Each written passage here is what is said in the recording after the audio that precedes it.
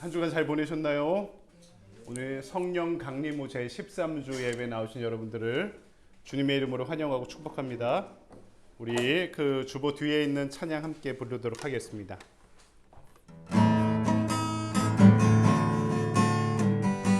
나 주의 믿음 갖고 나 주의 믿음 갖고 홀로 걸어도 나 주의 믿음 갖고 실망치 않네.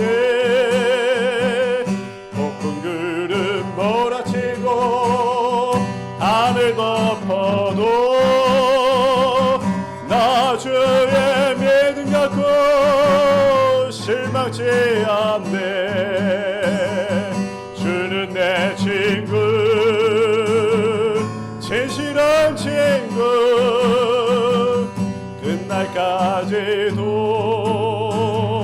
주지하리. 나 주의 믿음 갖고 나 주의 믿음 갖고 홀로 걸어도 나 주의 믿음 갖고 실망치 않네.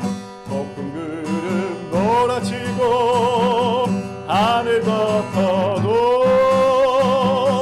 나 주의 믿음 갖고 실망치 않네. 주는 내 친구, 진실한 친구, 끝날까지도 주지하리. 폭풍 구름 몰아치고 하늘 덮어도 나 주의 믿음 갖고 실망치 않네.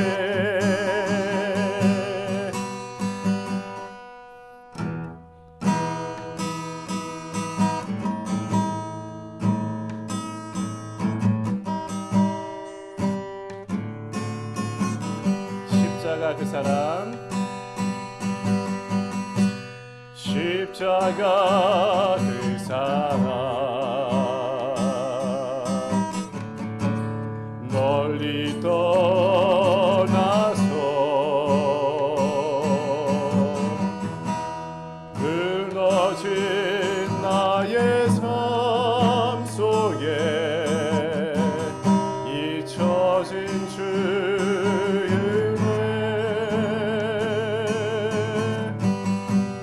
돌 같은 내 마음,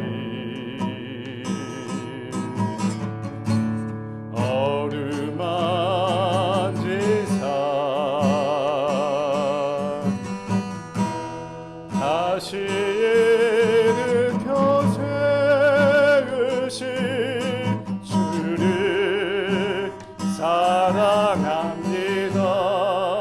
지나간 일들을, 지나간 일들을 기억하지 않고 이전에 행한 모든 일 생각지 않으리. 사막의 강물과 길을 내시는 주, 내 안에 새 일 행하실 주만 바라보리라.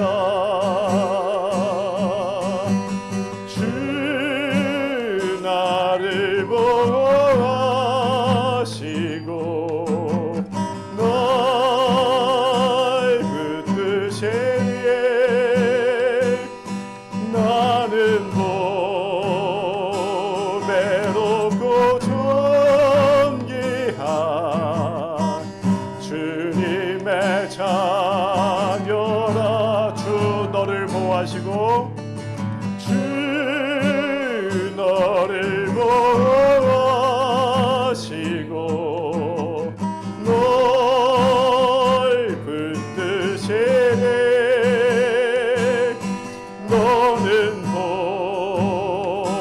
보배롭고 존귀한 주의 자녀라. 주 너를 보호하시고 주 너를 보호하시고 널 붙드시리. 너는 보배롭고 존귀한 주의 자녀라. 아멘.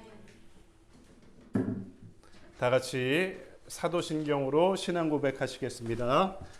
전능하사 천지를 만드신 하나님 아버지를 내가 믿사오며 그 외아들 우리 주 예수 그리스도를 믿사오니 이는 성령으로 잉태하사 동정녀 마리아에게 나시고 본디오 빌라도에게 고난을 받으사 십자가에 못 박혀 죽으시고 장사한 지 사흘 만에 죽은 자 가운데서 다시 살아나시며 하늘에 오르사 전능하신 하나님 우편에 앉아 계시다가 저리로서 산자와 죽은 자를 심판하러 오시리라. 성령을 믿사오며 거룩한 공회와 성도가 서로 교통하는 것과 죄를 사하여 주시는 것과 몸이 다시 사는 것과 영원히 사는 것을 믿사옵나이다. 아멘. 다시 일어나셔서 성령의 찬송을 함께 부르시겠습니다.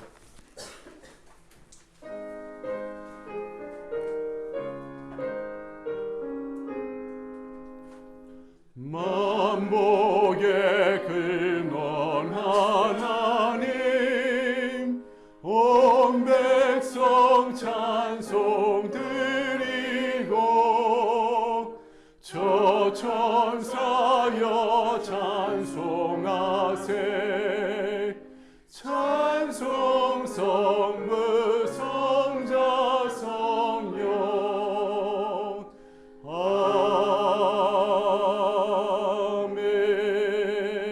아멘. 자리에 앉으시고 오늘 이 시간의 예배를 위해서 박영신 집사님 나오셔서 대표로 기도 인도해 주시겠습니다. 오늘 주전에 앞에 나와서 저희 몸과 마음을 다해 하나님께 기도드립니다. 주여 저의 찬송과 영광 받으시옵소서. 지난 한 주 동안 하나님의 인자하심과 하나님의 자비로우심으로 저희 이 땅 모든 백성들을 보살펴 주심에 감사드리옵니다.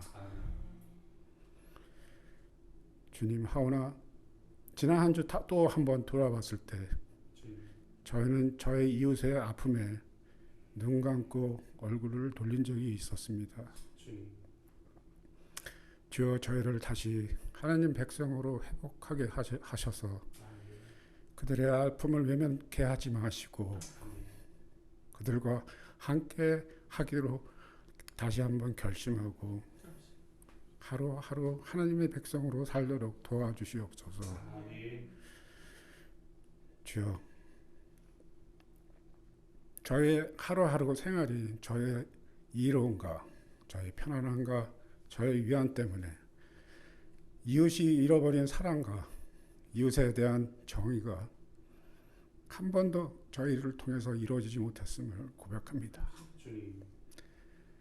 주여 저희를 불쌍히 여겨 주시옵소서. 다시 한번 부탁하오니 저희를 회복시켜 주셔서 저희가 하나님의 뜻대로 살도록 하여 주시고 저희의 모든 일이 하나님의 뜻대로 사랑으로 정의를 이렇게 하여 주시옵소서. 주여 저희 살림교회를 위해서 기도드렸나이다. 저희 지금 시작은 매우 작습니다. 하지만 하나님 말씀에 저희의 믿음이 있으면 비록 그 씨앗이 작더라도 저희가 그 믿음을 갖고 저희 교회를 위해서 우리 모든 성원들이 서로 격려하며 사랑할 때 여기에서 큰 나무가 자라나 이 세상에 피곤하고 힘든 새들이 날아와 쉴 수 있는 그런 낙원이 될 수 있도록 저희와 함께하여 주시옵소서. 아멘. 앞으로 시작하는 모든 일에 하나님께서 저희와 함께하셔서 지혜롭게 모든 일을 풀어나갈 수 있도록 하여 주시옵소서. 아멘. 그 가운데 저희가 피곤치 않고 항상 하나님 생각하면서 독수리 달기처럼 능비할 수 있도록 또한 하나님께서 함께하여 주시옵소서. 아멘. 이 모든 말씀을 우리 주 예수 받들어 기도하여 싸움나이다. 아멘. 감사합니다. 교회 소식을 함께 나누도록 하겠습니다. 우리 앞뒤 좌우로 함께 계신 분들 인사 나눌 거야. 사랑합니다. 환영합니다. 한 주간 잘 보내셨나요? 또 건강한 모습으로 뵙게 되어서 감사합니다. 제가 지난 한 주간 휴가 다녀오면서 월요일부터 금요일까지 하루 한 말씀을 중단하게 되었는데요. 여러분의 하루 한 말씀 잘 보내셨나 모르겠습니다. 이번 주부터 계속해서 하루 한 말씀을 월요일부터 아침에 함께 나눌 예정입니다. 말씀으로 시작하는 하루 함께 보내시기 바라고요. 성경 공부 성장반이 오늘부터 개강합니다. 주일반은 오늘 시작하고요. 또 주일날 못하시는 분들을 위해서 주중에 성경 공부도 여러 가지 방식으로 함께 진행하도록 하겠습니다. 그래서 주일 못하실 때는 함께 하셔도 되고요. 찾아가는 성경 공부나 여러분들 할 수 있는 부분들 다 편의를 제가 보면서 진행하도록 하겠습니다.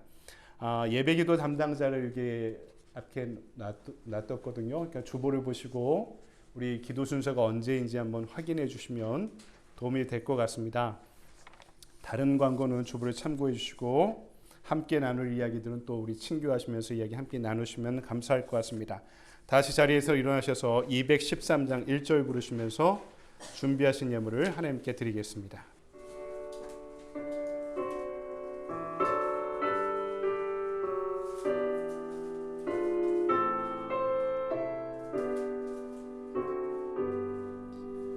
나의 생명 드리니 주여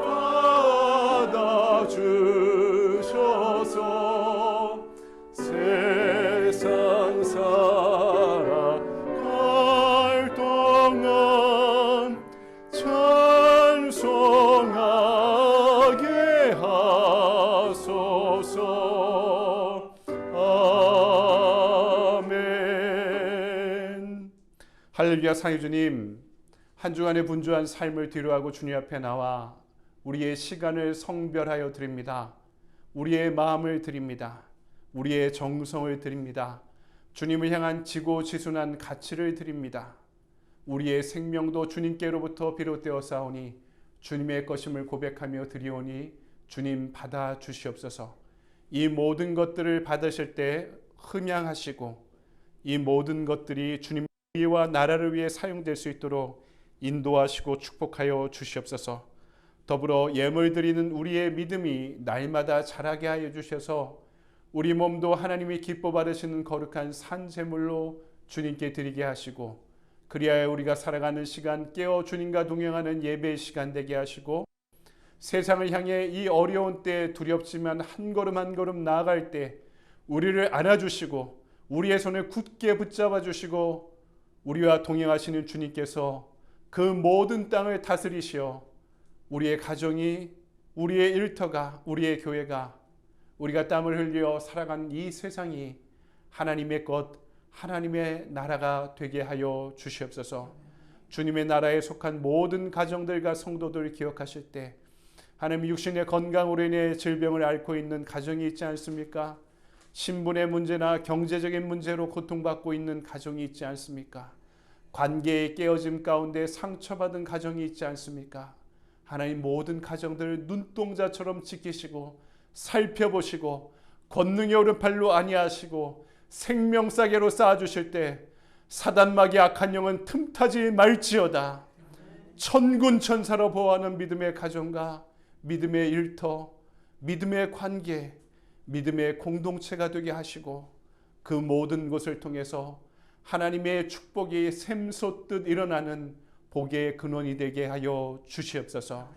오늘 우리의 예배와 예물을 받으시는 주님께 감사드리오며 거룩하신 주 예수 그리스도의 이름으로 감사하며 기도드리옵나이다. 아멘. 성경 말씀 함께 볼까요? 오늘 우리에게 주신 하나님의 말씀 에베소서 오늘 마지막 시간인데요. 6장입니다. 10절부터 17절까지의 말씀, 저 한 절 여러분 한 절씩 좀 긴 구절이지만 번갈아 교독하도록 하겠습니다. 끝으로 너희가 주 안에서와 그 힘의 능력으로 강건하여지고 악의 관계를 능히 대적하기 위하여 하나님의 전신갑주를 입으라. 우리의 씨름은 혈과 육을 상대하는 것이 아니요 통치자들과 권세들과 이 어둠의 세상 주관자들과 하늘에 있는 악의 영들을 상대함이라. 그러므로 하나님의 전신갑주를 취하라.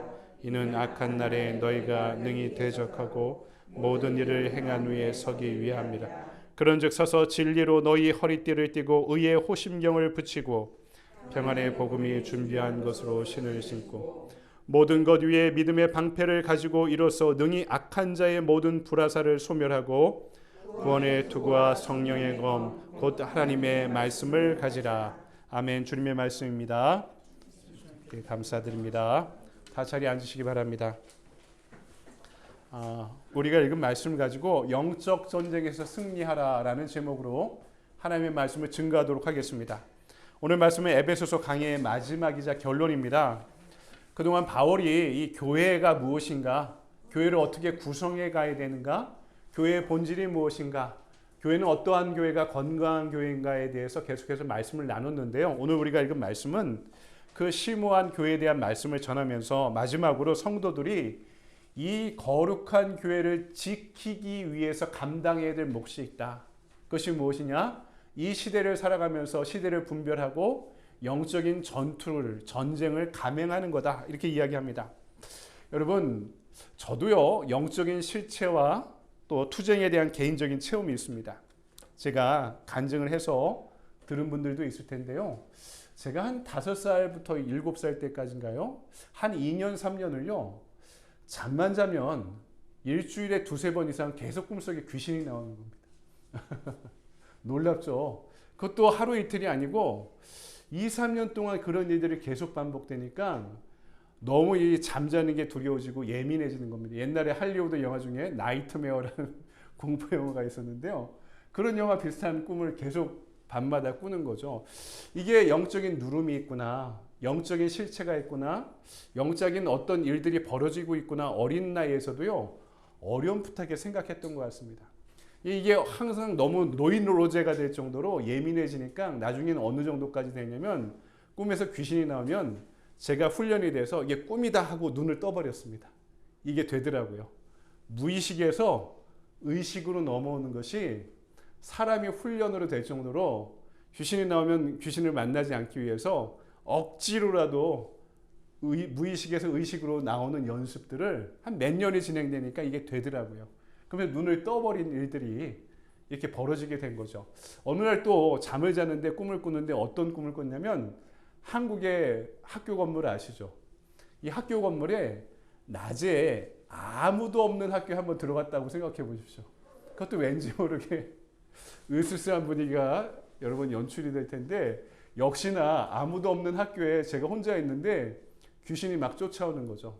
이게 복도로 도망가고 2층으로 3층으로 올라가고 교실에 숨기도 하는데 계속해서 문을 열고 쫓아오고 복도에서도 뛰어오면서 쫓아오고 그 장면이 계속 연출이 되는 거죠. 그래서 제가 막 도망가다가 그런 생각을 하게 되었습니다. 언제까지 이렇게 도망 다닐 것인가? 언제까지 이렇게 내가 피해 다닐 것인가? 제가 그때 저희 아버지가 경찰 공무원이시라 어렸을 때 태권도를 시켜서 태권도를 배우게 되었는데 하도 도망 다니다가 2-3년 동안 이런 꿈을 계속 꾸니까 안 되겠다 그러고 제가 그 자리를 멈춰버렸습니다. 귀신이 향해 돌아서서요 막 뛰어가가지고 막 예수의 이름을 부르면서 싸우기 시작한 거죠. 그 어린 나이에. 근데 귀신이 데미지가 있는데 절대로 표현을 안 합니다. 특징이 있는데 데미지가 쌓이는 거죠. 그러면서 어느 날 어느 순간 도망가 버리는 겁니다. 귀신이. 예수 이름 막 대적하고 싸우니까 귀신이 막 적대하는 것처럼 결코 이길 수 없는 적처럼 느껴지는데 그 귀신이 도망가 버린 거죠. 그리고 나서요 제가 그 다음에 그런 꿈을 한 번도 꾸지 않게 되었던 것입니다. 바울이 삼층천을 봤다라는 경험도요. 저도 나이가 들어 목회하면서 그런 꿈을 꾼 적이 있습니다. 저도 삼층천을 경험한 적이 있거든요. 근데 이것이 저의 특별한 주관적인 체험이지 이것이 여러분들에게 이야기하고 나눌 만한 이야기는 아닌 것 같습니다. 바울이 그래서 그런 것 같고요. 자신의 특별한 체험보다 더 중요한 것은 특별한 계시의 말씀이 분명한 것 같습니다. 그래서 우리가 신앙의 기준은 나의 개인적인 체험도 소중하지만 하나님이 우리에게 특별히 말씀해 주시는 그 말씀에 기반해서 우리의 신앙의 체험을 한번 바라보고 평가하고 분별할 수 있는 기준은 분명히 삼아야 한다는 것이죠.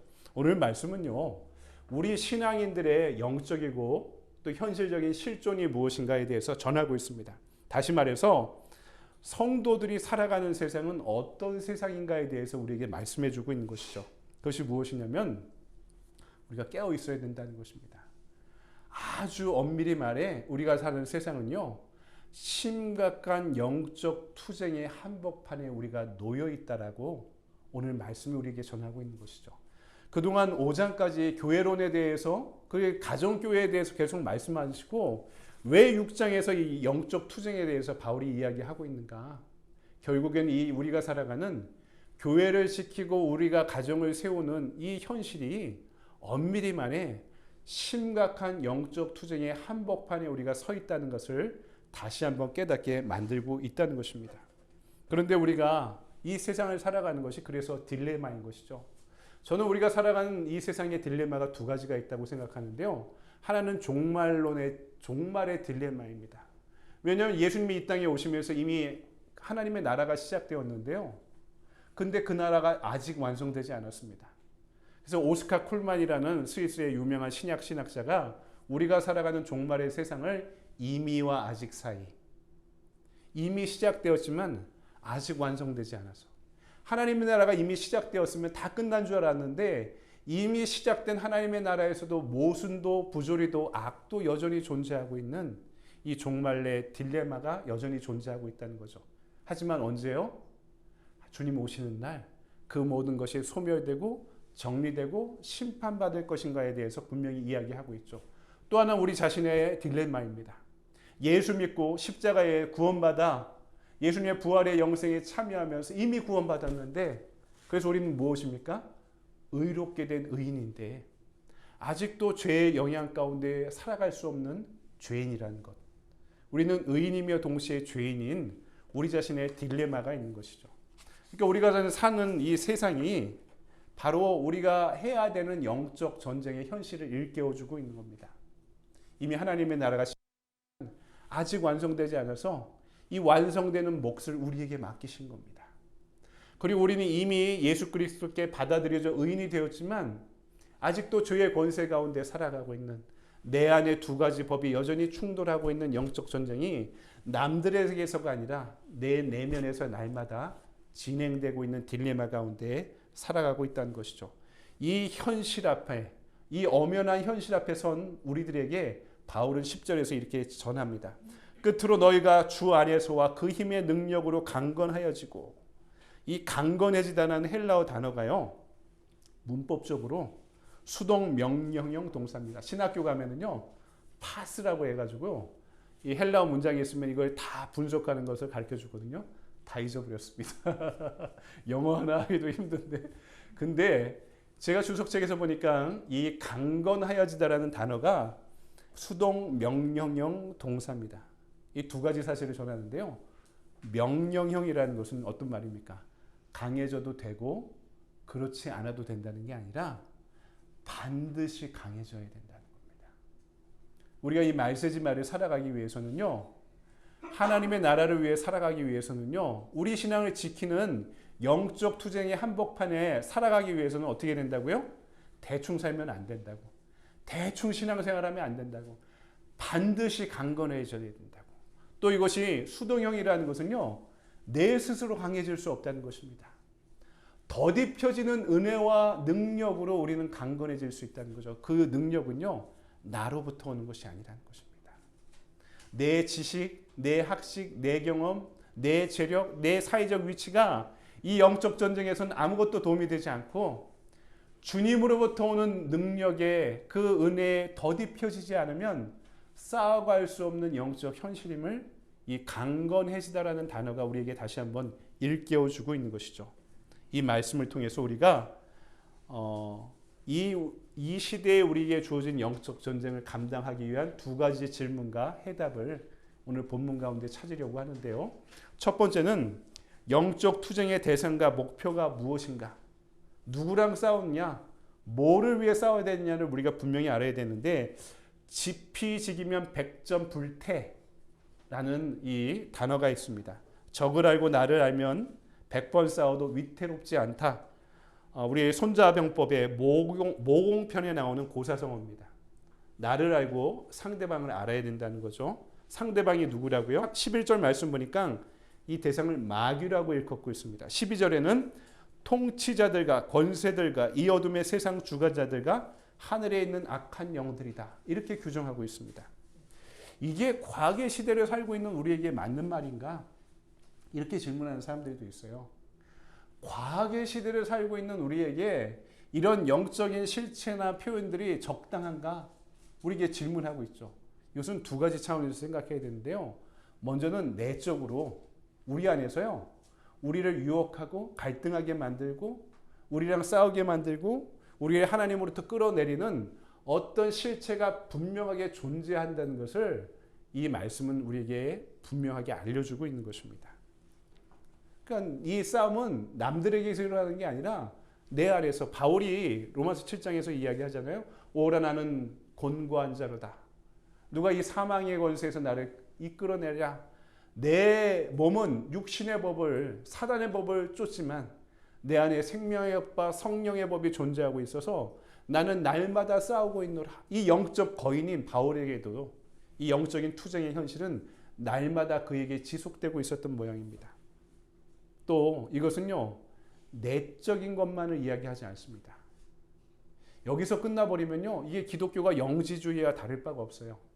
신약 성경을 오래 연구한 학자들에 의하면요.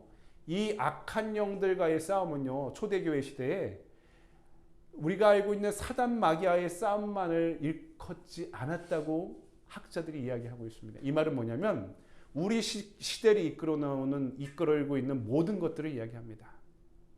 이 시대의 경제, 정치, 문화, 사회를 구성하고 있는 모든 시스템이 하나님의 주권과 하나님의 나라와 반하는 것이라면 우리는 그것과 싸워서 이 땅에 하나님의 정의와 하나님의 공의와 하나님의 나라가 이루어질 수 있도록 만들어야 된다는 거죠. 여러분 정치도요. 투표 잘해야죠. 좋은 정치인 세워야죠. 그리고 이 땅에 생태계의 문제가 있을 때 생태계의 문제를 위해서 기독교인들이 애써야죠. 이게 지금 일본이 핵 오염수를 방류했다고 해서 이게 진영 논리로 파악할 게 아니에요. 윤석열 대통령이랑 지지하면은 찬성해야 되는 것이고 윤석열 대통령을 지지하지 않으면 반대해야 되는 진영 논리로 이런 식으로 받아들이고 있는데요. 그게 왜 진영 논리가 여기서 들어갑니까? 하나님의 창조 세계가 오염되고 있으면 우리는 신앙의 입장에서 이것이 옳고 그른가를 분별할 줄 알아야 되고 어떻게 행동해야 될까를 찾아야 되는 거죠. 대안을 모색해야 되는 거죠. 정치, 경제, 문화 모든 사회 현상이 하나님의 공의와 사랑이 이루어지도록 이루는 사회를 만들려는 노력도요. 신약 성경에 의하면은 이것도 영적 투쟁의 현실임을 우리가 잊지 말고 있어야 한다는 것입니다. 그래서 예수님이 이 영적 투쟁 앞에 놓여 있는 우리에게 이렇게 말씀하면서 기도를 가르쳐 주신 거죠. 우리를 시험에 들게 하지 마옵시고 다만 악에서 구하옵소서.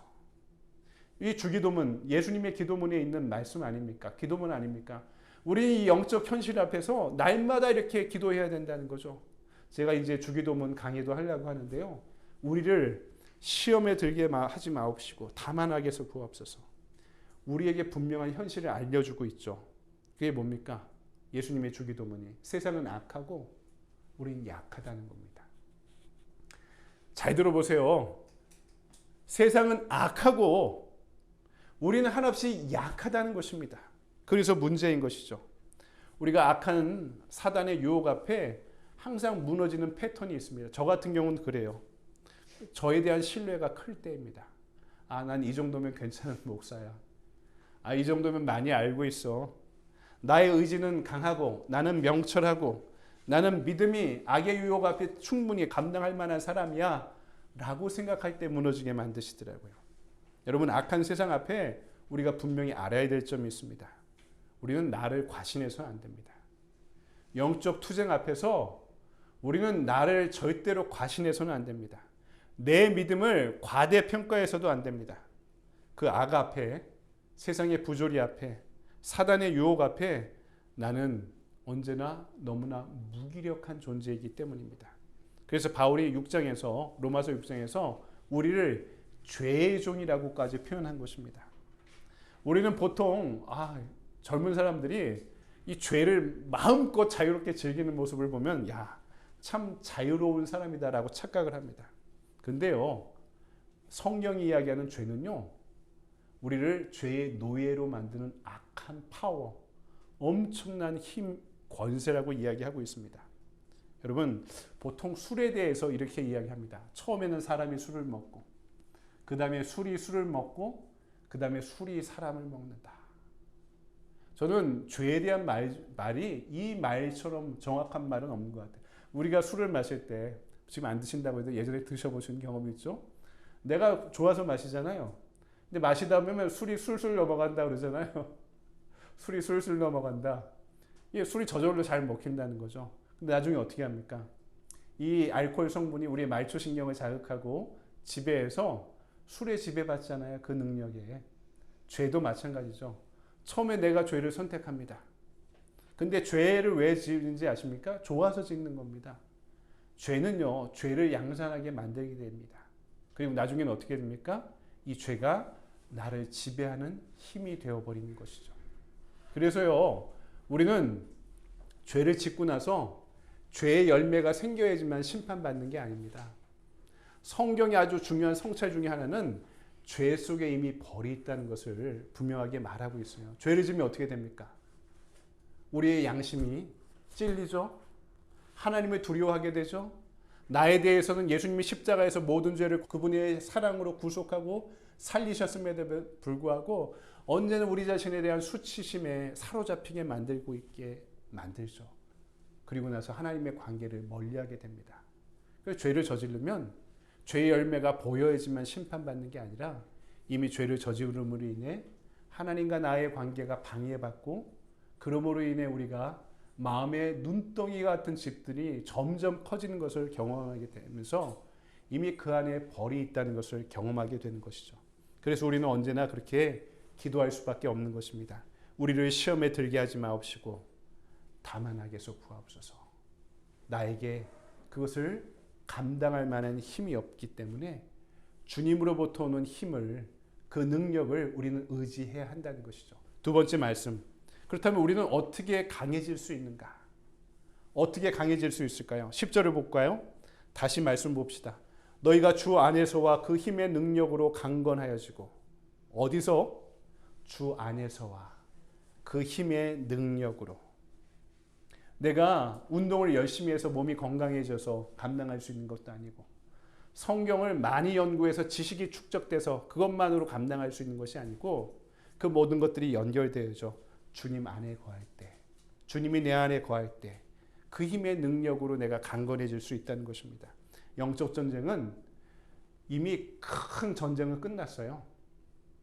예수 그리스도의 십자가와 부활의 능력으로 인해 사단 마귀는 그 깃발이 꺾여버렸습니다. 그래서 우리의 전쟁은요, 전장 정리에 불과한 겁니다. 전쟁이 다 전투가 끝나면 어떻게 됩니까? 엄연한 현실이죠. 이 포로로 안 데려가면요, 다 죽입니다. 이게 전장 정리라고 그래요. 우리가 노예칼 물자가 있으면 뺏어오고요. 그냥 총 맞고 쓰러져 있는 사람이 있는데 살아있어요, 아직. 근데 이 부상병도요, 나중에 다른 우리의 아군을 총으로 쏠 수 있거든요. 그래서 웬만한 전장은요, 포로로 못 데려가면 잔인한 거죠. 총 맞고 쓰러지는 사람은 다시 확인 사살을 합니다. 머리에다 한 발씩. 군인들이 그렇게 배워요. 그럼 다 전장 정리를 하는 거죠. 게임은 이미 끝났지만 내가 할 일은 있다는 것입니다. 우리의 영적 전쟁은요, 예수님이 큰 전쟁에 이미 다 이겨놓으셨기 때문에 그 전장을 정리하는 싸움에 불과하다는 것입니다. 하지만 거기에서 여전히 유혹이 있고 위험이 있고 어려움이 있는 것이 사실인 것이죠. 우리가 그래서 분명히 알아야 될 점이 있는 것입니다. 오늘 말씀에서 우리가 수행해야 되는 전쟁의 방식이 무엇인지 드러나고 있습니다. 그건 뭐냐면 세상은요, 사단 마귀는요, 공중 권세 잡은 자들은요, 이 세상의 통치자들과 모든 권세들은요, 자기가 주인이 되려고 합니다. 자기가 주인이 되려고 해요. 이것이 적그리스도입니다. 왜냐하면 하나님이 주인 된 세상에 내가 주인이 되고자 하는 모든 세력들은 그래서 예수님을 적대하는 적그리스도입니다. 그들 앞에서 하나님의 세상 주인 되심을 다시 선포하고 증언하는 삶을 살아가는 것이 우리의 영적 전쟁이 되는 것이죠. 자, 이렇게 증인된 삶을 살고자 하는 우리에게 주어지는 무장이 있습니다. 11절 13절에 전신갑주라는 단어가 등장하고 있죠. 전신갑주. 여러 아이들 복음성가에도 등장하고요. 전신갑주. 이게 한자식의 표현입니다. 한자어로 표현한 것이고요. 헬라어 단어를 보면은 모든이라는 단어들과 무기들이라는 단어들의 합성어고요. 이 말은 관용적으로 쓰이던 말인데요. 로마의 군인들이 전투에 출전할 때 모든 중무장을 갖춘 그 상태를 일컫는 그 당시에 예수님 당시에 관용적인 표현이었습니다. 그래서 모든 무기들이라는 표현인데 온몸에 모든 무기들을 다 갖추었다라고 이야기할 때 이것을 번역하기가 힘드니까 우리식으로 전신갑주 이렇게 번역을 한 것이죠. 여러분 이 헐리우드 영화 중에 여러분이 좋아하시는 분들과 여러분 자녀 세대나 손주들이 좋아하는 아이언맨이라는 영화가 있습니다. 아이언맨 보셨습니까? 이 로버트 주니어 다우로인가요? 뭐 이름이 정확하게 생각이 안 나는데 뭐 하나 탁 누르면 온몸에 이제 수트가 완전히 다 만들어져서 하늘을 날기도 하고 뭐 미사일 발사하기도 하고 광선을 내보내기도 하는데요. 그 수트를 한번 생각해 보십시오. 바늘 하나 찔러갈 틈 없이 온몸을 다 감싸고 있는 이 무기가 나를 보호하고 있다는 뜻입니다. 오늘 말씀 보니까 이 무장의 세부 상태가 14절에서 17절에 이렇게 기록되어 있습니다. 첫 번째 진리의 허리띠. 허리가 든든해야 된다 이런 말씀 많이 쓰잖아요. 왜냐하면 이게 중심이기 때문에 상체와 하체를 연결하는 힘의 중심이 여기서 분산되기 때문에 허리가 다치거나 아프면 고생하잖아요. 허리가 힘이 있어야 된다라고 이야기하는 게 무장도 마찬가지죠. 진리의 허리띠를 꽉 조여매야지 중심을 잘 잡을 수 있다. 근데 여기서 말하는 진리는 우리가 알고 있는 알레테이아 헬라어로 그 말씀의 진리를 이야기하는 게 아니라 진실함과 성실함을 가리키는 단어입니다. 신앙생활 때 나를 보호할 때요. 그냥 하지 말고 진실하게 성실하게 신앙생활을 해야지 우리가 중심이 잡힌다는 것입니다. 또 하나는 의의 호심경. 이게 옛날에 지금도 마찬가지인데 방탄조끼가 있잖아요. 저도 이제 전방에 근무할 때 방탄조끼를 입어본 적이 있었는데요. 요만큼만 보호해요. 요만큼만 보호하고요. 다른 데 맞아도 치명상을 입는데요. 이게 모두 다 목 감싸니까 최소한 심장 부위만은 감싸고 있는 게 이제 방탄조끼거든요. 요새는 그런데 옛날에도 마찬가지였습니다. 다른 데는 칼로 베고 이렇게 해도 이 큰 치명적인 부상이 돼도 살아남을 수 있는데요. 심장을 찔리면은요, 이거 살아남을 수 없는 거였거든요. 그래서 쇠로 된 판을 갑옷을 입거나 그럴 때 이 가슴에 보호하게 되었는데요. 이것을 한국말로 그 옛날 말로 번역할 때 한자로 호심경이다 이렇게 번역을 했던 거죠. 가슴을 보호하는 것. 이것을 뭐냐면 하나님의 의다. 로마서 1장 17절에 복음에는 하나님의 의가 나타나서 믿음으로 믿음에 이르게 하나니 기록된 바 오직 의인은 믿음으로 말미암아 살리라 함과 같으니라 이렇게 말씀할 때 하나님의 의를 가리키는 겁니다. 다른 말로 하나님의 신실함. 죽기까지 나를 위해서 믿어주시는 끝까지 우리가 하나님 믿은 게 아니라 하나님 먼저 우리를 믿어주셨다는 거예요. 신실한 믿음으로. 괜찮아 얼마나 내가 너를 사랑하는데 하고 끝까지 우리를 믿어주신 그 신실함이 우리의 호심경이 된다. 그리고 평안의 신은 복음의 신. 이 군화를 신어야 되는 거죠. 그래야지 다닐 수 있는 겁니다. 믿음의 방패. 한번 16절을 볼까요? 모든 것 위에 믿음의 방패를 가지고 이로써 능히 악한 자의 모든 불화살을 소멸하라. 모든 것 위에 믿음의 방패라는 표현은 뭐냐면 방어 무기 중에 가장 중요한 것이 이것이라는 얘기입니다. 그게 뭐라고요? 믿음. 믿음이 뭡니까? 믿음이 뭡니까? 하나님을 향한 절대적인 신뢰. 하나님은 내 안에 내주하시는 방식입니다. 하나님이 나의 의요, 나의 방패시라. 다윗이가 그렇게 고백하잖아요. 내 모든 어려운 환경과 여건과 우리의 믿음을 유혹하고 갈등하게 만드는 모든 영적 투쟁의 현실 앞에서 끝까지 우리가 잊어버리지 않아야 되는 믿음이 뭐라고요? 여호와가 나의 방패가 되신다. 여호와의 나의 피난처가 되신다. 여호와가 나의 구주가 되신다. 이 믿음만을 잃어버리지 않을 때 그것이 사단의 모든 불화살을 어떻게 된다고요? 소멸해버린다. 그 믿음 앞에 사단의 유혹도, 사단의 싸움도, 사단의 그 무시무시한 권능도요, 맥없이 흘러버리는 아무것도 아닌 것이 되어버린다는 것입니다. 이 믿음만이 있으면. 여러분, 이 믿음을 끝까지 포기하지 마시기 바랍니다. 또 하나는 구원의 투구. 신체 중에 가장 중요한 부분이 머리를 보호하는 것이죠. 구원의 투구가 뭡니까? 구원의 확신. 우리가 성장반 이제 오늘부터 공부할 텐데요. 이 앞부분이 여기에 대한 이야기입니다. 구원의 확신이 무엇인가에 대해서. 여러분, 사단이 우리에게 끊임없이 영적으로 의심하게 만들고요. 우리에게 우리의 구원이 아무것도 아닌 것처럼 오해하게 만듭니다. 이따 이제 성경 공부하면서도 배울 텐데요. 그 구원에 대한 오해가 있어요. 구원이 취소될 수 있다. 우리의 구원이 훼손될 수 있다는 의심과 갈등을 끊임없이 불러일으키게 만들거든요. 말씀을 통해 구원의 투구를 써야 됩니다. 마지막은 성령의 검. 다른 건 다 방어 무기인데요. 이것만이 공격 무기로 사용됩니다. 하나님의 말씀이라고 이야기하고 있죠. 예수님도 이 공생애 동안 사단의 시험을 당하실 때 뭐로 대적하십니까? 하나님의 말씀을 인용하면서 사단의 유혹을 이겨내시죠. 그러니까 우리가 뭐가 있어야 된다고요? 말씀이 무엇이라고요?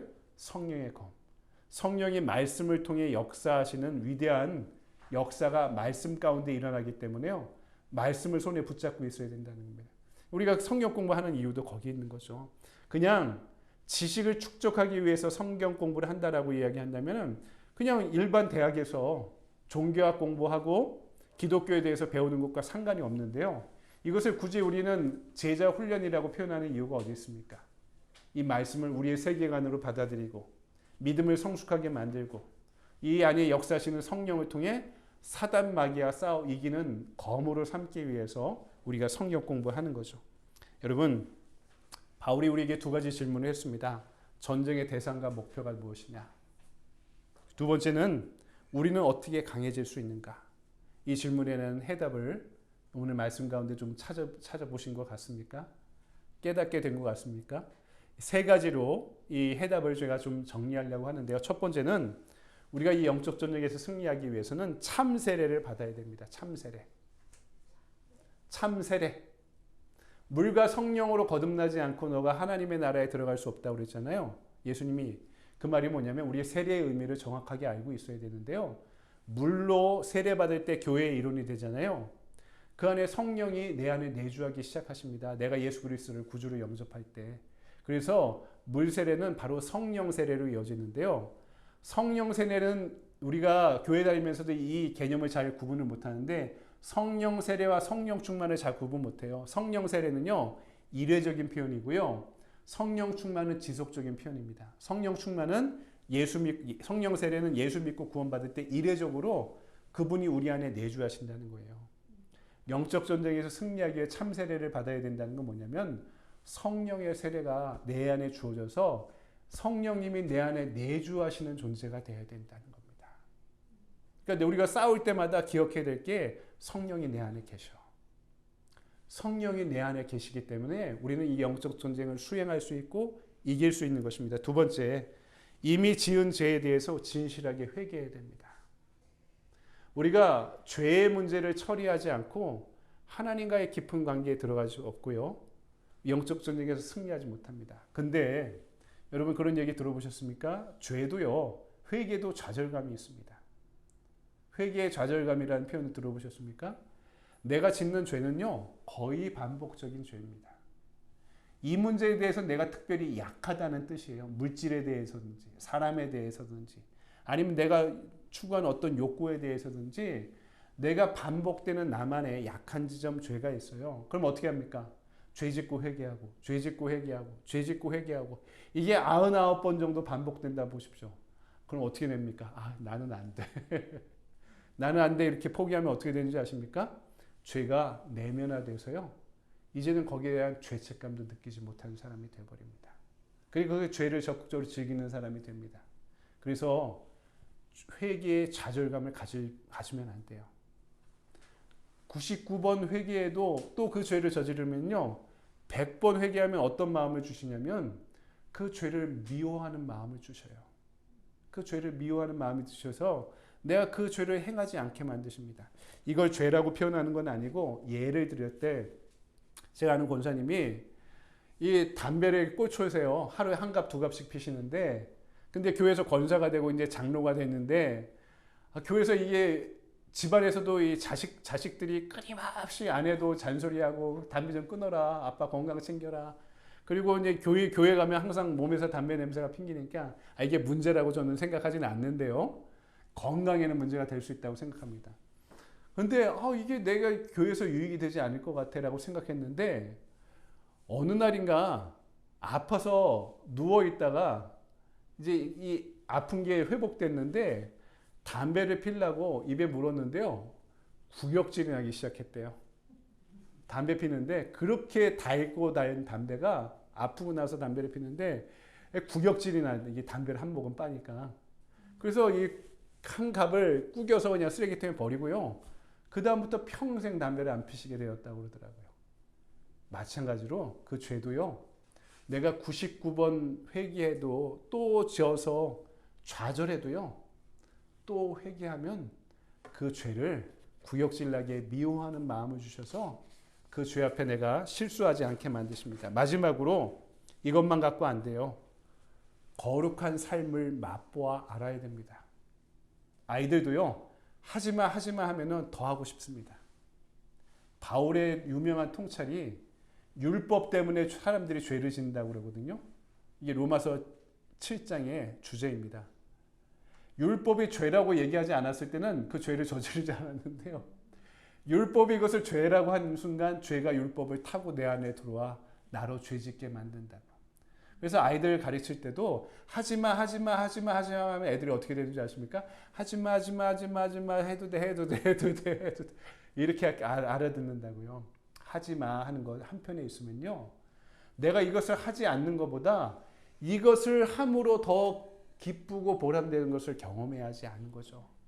너가 죄짓지 마 하는 것만 갖고 우리가 신앙생활이 유지되는 게 아니라요.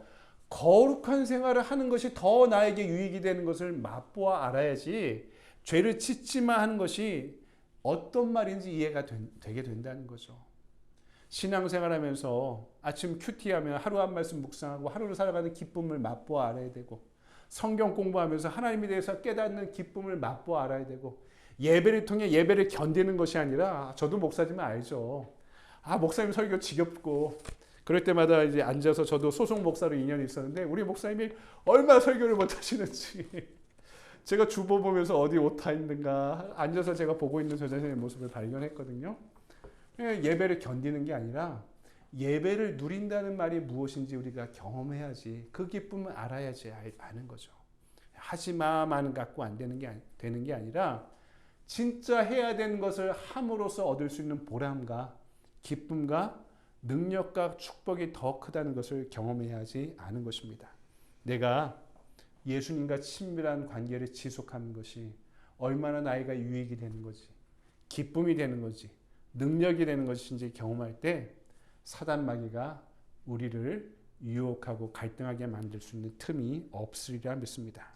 여러분, 오늘 우리 예배가 우리가 앞으로 할 성경 공부가 여러분 아침마다 말씀을 묵상하는 여러분들의 삶의 태도들이 어렵고 힘들 때마다 기도줄을 놓지 않고 기도줄 붙잡고 살아가는 그 기도의 마음들이 그 모든 영적인 현실에서 우리를 일깨우고 분별하게 만들고 능력을 주고 믿음의 방패를 주게 하고 성령의 검을 통해서 그 모든 전투에서 저와 여러분을 승리케 만들게 될 줄 믿습니다.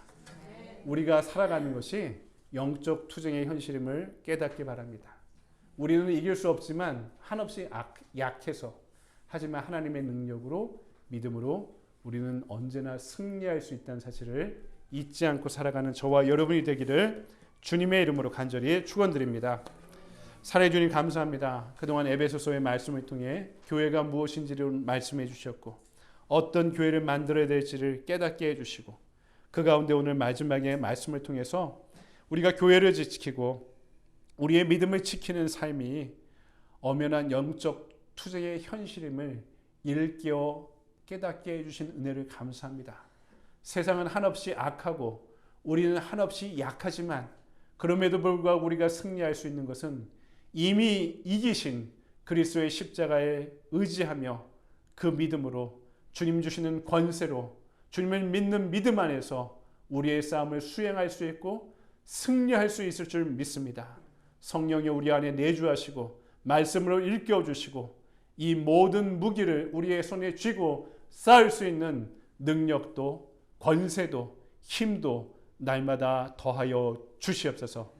거룩하신 주 예수 그리스도의 이름으로 감사하며 기도드리옵나이다. 아멘. 다 같이 자리에서 일어나셔서 찬송가 352장 주신 말씀 의지하면서 찬송하고 축도로 예배를 마치도록 하겠습니다.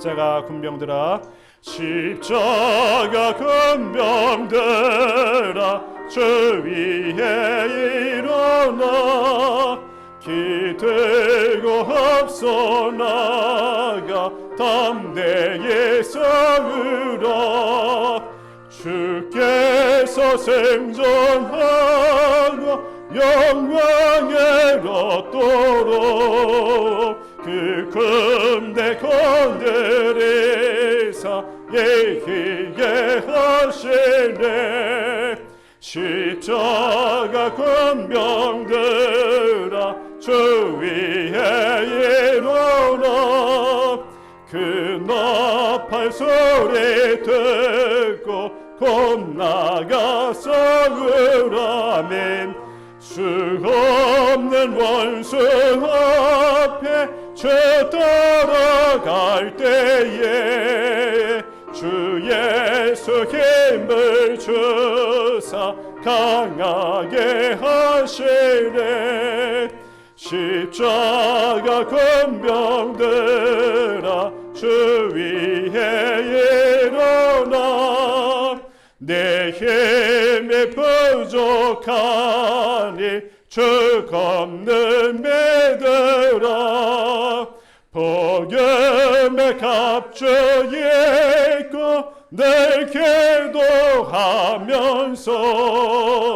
너 맡은 자리에서 충성을 다하라 십자가 군병들아 주 위에 일어나 이날에 접전하고 굳게 갚으리라 승전한 군사들은 영생을 얻으며 영광의 주와 함께 왕노릇하리라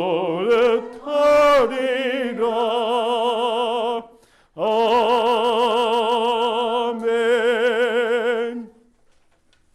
이제는 우리를 구원하신 예수 그리스도의 은혜와 한없이 용서하시고 품어주시고 안아주시는 아버지 하나님의 무한하신 사랑과 오늘도 우리를 제자로 부르시고 땅끝을 향해 파송하시는 성령님의 감화감동 역사하심이 악한 세상의 현실 앞에서 연약한 자로 섰지만 그보다 더 강하고 크신 하나님의 사랑과 능력을 의지하며 그분께서 주시는 하늘의 전신갑주로 무장해 영적 전쟁에서 승리하길 원하는 이 자리의 모든 성도들 위에 지금으로부터 영원토록 함께하여 주시옵기를 간절히 축원하옵나이다.